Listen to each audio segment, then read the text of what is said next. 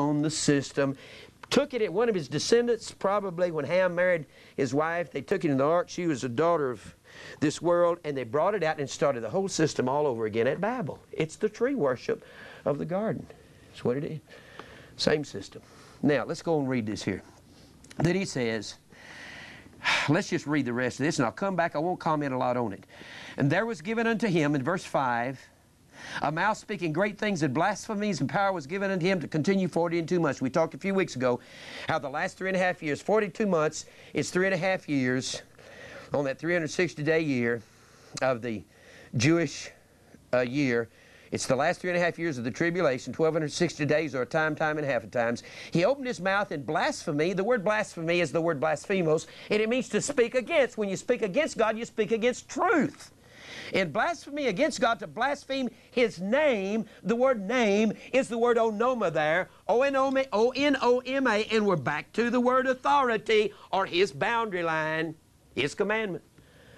Every time you find name, to take God's name in vain is to say you're a Christian and you're disobedient and you feed the flesh. Oh gosh, that hurts, doesn't it? Oh me, I don't want to hear that. It bounces all over the room and slaps me right here. Boom. Whew. Now, let's read on. And he opened his mouth in blasphemy against God to blaspheme His name and His tabernacle. And the word tabernacle is the word S-K-E-N-E. Some people say, well, we don't find the church after the 3rd chapter of Revelation. There it is right there. A tabernacle is a mobile temple, and we will be on the run. Pray that your flight be not in winter. They want to use Jesus' name. They want to use His covering, but they don't want to do His will. And the word skine means a wife as contributing to the usefulness of a husband. That's what the word tabernacle means. Skine. Isn't that good? You got the church right there. He's going to blaspheme the church. Going to come after her. And them that dwell in heaven. And it was given unto him to make war with the saints. The word saint, we get the word sanctify from that. It means set apart. And we have been set apart, predestined by God to be His overcomers by the blood of Christ, and to overcome them, and power was given unto him over all kindreds, tongues, and nations. And all that dwelleth on the earth shall worship him, whose names are not written in the book of life of the Lamb slain from the foundation of the world. Praise God, we were His from the beginning. If any man have an ear to hear, let him hear.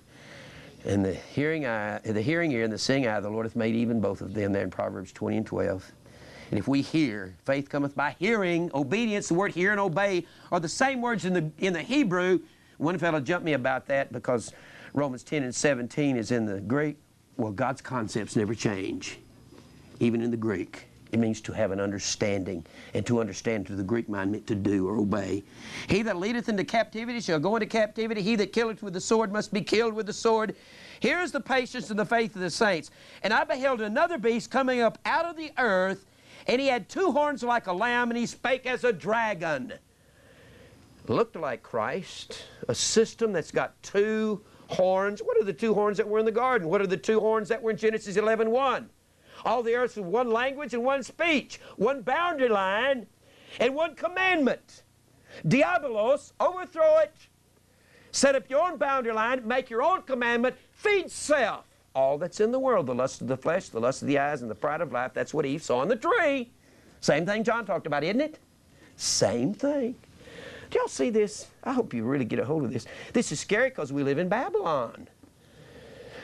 Babylon, they try to, the prophecy teachers try to make Babylon raising up on the Euphrates River. If you read the 51st chapter several times, Jeremiah said, that Babylon never rises again. It's desolate. The satyrs will dwell there. And there was an old animal, satyrs. They tried to make them something evil in mythology.